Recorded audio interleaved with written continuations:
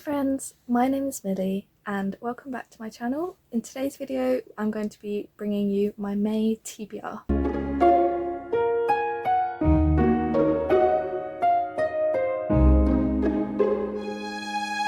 So in May, my main goal is to find a 5-star read because in April I have not had a single 5-star read so far, and this, if I don't find one by the end of the month, which is tomorrow, then I will not have had a single 5-star read for 2 months out of the 4 that we've had. I didn't have any 5-star reads in February either, so I'm feeling a bit stressed about it. So that is what May is going to be for. May is going to be for reading my most anticipated releases, books by authors that I love, 5-star predictions, and hopefully finding a bunch of 5-star reads. Even if I can have 3 5-star reads in May, or hopefully 4, I will be happy because it would make up for the lack in April. First of all, let's talk about how I did with my April TBR. So I only read 3 books off of my April TBR. Those were Emily Wildman's Map of the Other Lands, The Warm Hands of Ghosts, and A Fragile Enchantment. And while I'm pretty happy with having read 3 books off of it, that's still not great. Definitely I need to really focus on my TBR in May. I just found that in April I was just using my sort of Wheel of Fortune a lot. I like to have a wheel spinner to choose books because a lot of the time I just can't make a decision, so to have a decision made for me by a random wheel spinner is much better for me. So that was really what I was doing in April, but really what I need to do is to create a wheel for my monthly TBR and spin off of that. So that's probably what I'm going to try to do in May. We'll see. So let's get into the books and we'll find out at the end of May whether I actually read them or not. Let's hope so. So let's just dive right in. The first book that I would like to read in May is going to be You Are Here by David Nicholls. I'm really excited for this. This is obviously the latest release by David Nicholls, the author of One Day, which has taken the world by storm yet again, as it rightfully should. And this one, I'm pretty sure all I really know about this one is that it's about sort of a series of epic walks. But I know that Violet really loved You Are Here, and I know that one of my other colleagues is currently reading it and absolutely loving it. This recently came out in hardback, but I have the exclusive Waterstones bookseller proof, which is very exciting. We were all sent one, and I really want to read this. I really loved One Day, the TV show. I loved the book when I read it, although that was a few years ago now, so I would possibly like to reread it at some point. But David Nicholls has a really fantastic way of writing, a really sort of connective way of writing. You just feel so connected to the characters and to the story, even though I've only read one of his books. I also have Sweet Sorrow by David Nicholls to read, so hopefully I'll like that one as well, but my main priority is You Are Here,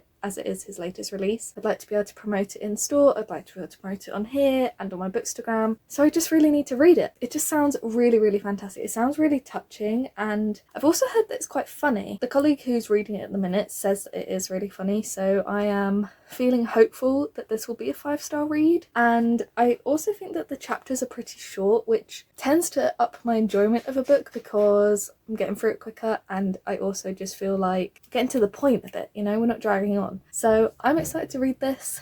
Hopefully this will be a 5-star read for me. The next book, I'm not entirely sure whether it will be a 5-star read, but it is one that I do have to read in May. That is Dragon Fruit by Maki Lucia. This is one I have to read in May because I have a Bookstagram tour spot for it. So if I don't read it, I can't participate in the tour. So I have very kindly been sent this by the publisher and by the tour sort of manager. And this one, I believe it's Pacific Islander inspired. Every time I read the synopsis, I never really understand what's going on, but I'll read you a little bit of the synopsis to explain it. In the old tales, it is written that the egg of a sea dragon, dragon fruit, holds within it the power to undo a person's greatest sorrow.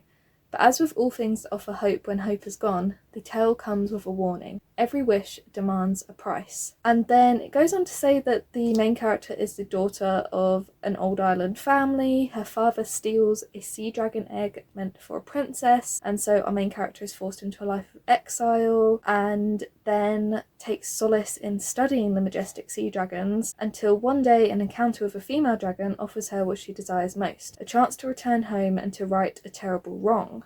So that sounds really great. I have seen a lot of people enjoying this, so maybe it would be a 5-star read.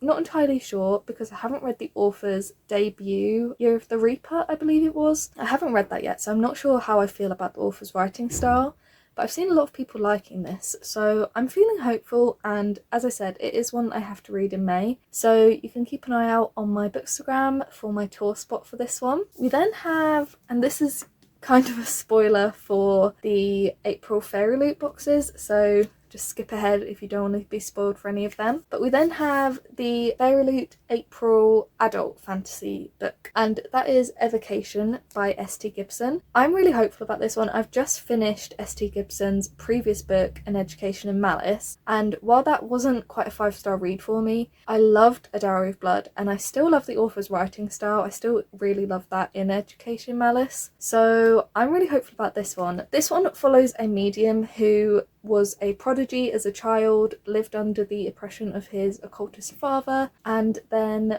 later on, when he's in his 30s, he realises that the power he wields, because he is a lawyer by day, medium by night, and the power he wields actually comes with a price, and the devil has come to collect. So he then has to recruit the help of his ex and his ex's wife, and I believe that there's going to be some sort of romance going on, but it just sounds fantastic, and I really love any books that are to do with mediumship or psychics. I just think they're fascinating, and this edition, absolutely stunning. So I'm feeling really hopeful about this one. I'm feeling like this one could be a winner. And it's also a bit different for S.T. Gibson because their previous two books, A Dowry of Blood and An Education in Malice, have all been about vampires. So for this one to focus on psychics and mediumship and the devil, it's a bit different. So I'm loving the idea of it. I'm loving the author's writing style.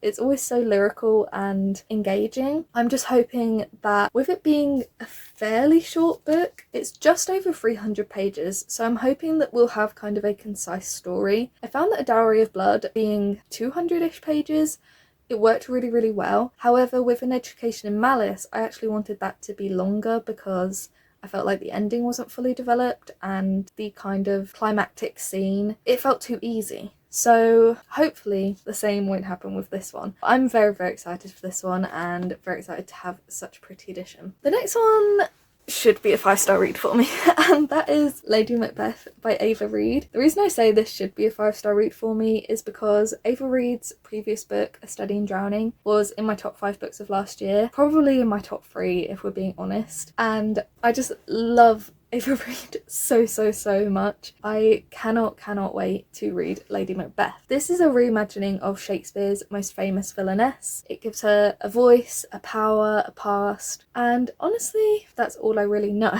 It says, "The lady knows the stories, that her eyes induce madness in men. The lady knows she will be wed to the Scottish brute who does not leave his warrior ways behind when he comes to the marriage bed. The lady knows his court will be a game of survival, requiring all of her wiles and hidden witchcraft to survive. But the lady does not know her husband has secrets of his own. She does not know that prophecy girds him like armour. She does not know that her magic is greater and more dangerous and that it will threaten the order of the world. She does not know this yet, but she will." It sounds absolutely incredible. It sounds insane. I'm very lucky to have been sent a proof by the publisher, which I'll be forever grateful for. And just look at that, it's so stunning. It just looks like such a vibe. It looks like so atmospheric, and that was what I really found with A Study in Drowning, was how atmospheric it was. So that has me really excited for this one. I'm very hopeful that this will be a 5-star read, and I just really hope that I do actually get to it in May. The next one, I've been saying for a couple weeks now, maybe a month or so, that this is going to be my year of Brandon Sanderson. So let's start with The Final Empire. This is a 5-star prediction for me. It was in my 5-star predictions video and I just know I'm gonna love it. I am intimidated because it's a chunker. It's very chunky. It is 600-ish pages. And that does intimidate me because it looks like it could be pretty dense, but it's Brandon Sanderson and he has so many books. I just need to dive right in. This will be my first ever Brandon Sanderson book and I'm so excited. I am hoping to be able to buddy read this with Naya and hopefully we will both love it. I know that she read and loved Tress of the Emerald Sea, which I really want to read as well, but I want to start with Mistborn. I feel like this is the best place to start, and I've seen so many people talking about Brandon Sanderson over the years. Becca in the Books, particularly, one of my favourite booktubers, she talks about Brandon Sanderson all the time, so I just really need to get into it. This is going to be my year of Brandon Sanderson. I feel like this is going to be a 5-star read and I just need to start, so what better time than in May. The next one is a proof that I was very recently sent, and I just need to read this. It's a novel love story by Ashley Poston. Ashley Poston is the author of The Dead Romantics and The 7-Year Slip, both of which I love, both of which I will always recommend. They are just fantastic romances with a twist. In The Dead Romantics you have ghosts, in The 7-Year Slip you have sort of time travel aspects, and in A Novel Love Story we are following a woman who, on her drive to her annual book club retreat, ends up with her car breaking down and she ends up in the town of her favourite romance series. What more could you want? Ashley Poston just knocks it out of the bag every single time, and I cannot wait for this one. As you can see from this stunning proof edition, thank you very much to the publisher, we have Grumpy vs Sunshine, small town settings, enemies to lovers, books about books, and actual book boyfriend. So that is so much fun that we, so many people talk about having a book boyfriend, but this one we have an actual book boyfriend as a book boyfriend. I just think that's so fun. And it's on the back here, it says love is stranger than fiction. I can't wait for this one. I just love Ashley Poston so much. The kind of other concept with this one is that the main character realizes that when she gets to the town, it's stuck in the middle of the late author's last novel, and that she must sort of rescue the town, and she kind of realizes that her happy ending is tied up in the town's happy ending, except for the fact that one of the townspeople doesn't want her to finish the story. So that's a problem, and as you can guess, he's probably going to be the love interest. I just love it. I love the concept, cannot wait. And the final book on my May TBR is The Familiar by Leigh Bardugo. This is going to be my first read of May because I just keep seeing it in the bookstore and I can't stand the fact that I have not read this yet. It's so pretty. I just can't believe I haven't read it. Let me read you out the synopsis for The Familiar because I just don't feel like I can do it justice. Fate can be changed, curses can be broken. In a shabby house in the new capital of Madrid, Lucia Cortado uses scraps of magic to get through her days of endless toil. But when her scheming mistress discovers her scullion is hiding a talent for little miracles, she demands Lucia use those gifts to win over the royal court. Determined to seize this chance to better her fortunes, Lucia plunges into a world of power-hungry nobility, desperate kings, holy men and seers, where the lines between magic, science and fraud blur. With the pyres of the Inquisition burning, she must use every bit of her wit and resilience to win fame and hide the truth of her ancestry, even if that means enlisting the help of an embittered, immortal familiar whose own secrets could cost her everything. From the Sunday Times bestselling author comes a bewitching novel brimming with peril in a world where a woman's ambition can prove deadly. So it's set in the time of the Spanish Inquisition, it's a standalone fantasy from Leigh Bardugo, and I am so excited for this. It's definitely going to be my first read of May, and it sounds like everything you could want. I really love Six of Crows, of course, and this is actually said to be Leigh Bardugo's best work yet. And when you think about the fact that Six of Crows exists, that is a big statement. So I'm very excited for this one. I'm so happy to have the stunning Waterstones edition. Just one I cannot wait to read. So that brings us to the end of my May TBR. I hope that you liked this. I'm sorry it was such a short TBR, but I just really want to focus on finding 5-star reads, and these are the ones I feel most drawn to. Let me know if you've read any of these books and what you thought of them. Let me know what's on your May TBR, and I hope you have a wonderful rest of your day. Like this video if you liked it, and subscribe if you wanna, and I'll see you in another video soon. Bye!